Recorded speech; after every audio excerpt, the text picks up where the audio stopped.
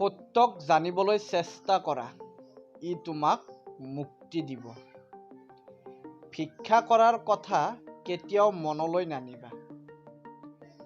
লোকৰ দুখ ধৰাটো বুদ্ধিমানৰ কাম, কিন্তু নিজক নিৰ্দোষী কৰাটো তাতোকৈও বুদ্ধিমানৰ কাম। আদৰ্শহীন মানুহ গুৰি বঠা নোহোৱা নাৱৰ দৰে।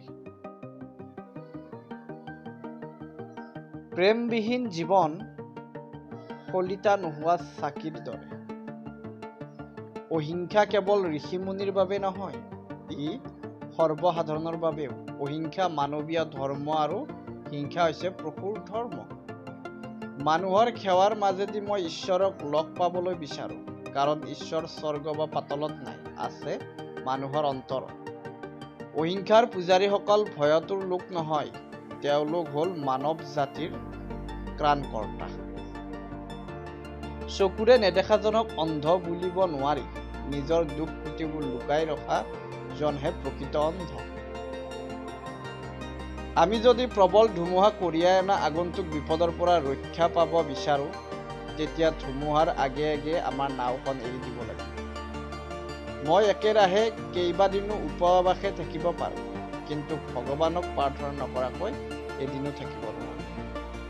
মৰমৰ শৰে যাক বিন্দিছে, তেওঁহে মৰমৰ শক্তি জানে। দেশৰ হকে প্ৰাণ দিবা, কিন্তু কাৰো প্ৰাণত আঘাত নিদিবা। তুমি যি ভাবা, যি কোৱা আৰু যি কৰা, সেইবোৰৰ মাজত যেতিয়া সমন্বয় থাকে, সেয়াই সুখ। দৃঢ় সংকল্প নহ'লে কোনো ভাল কাম কৰা সম্ভৱপৰ নহয়।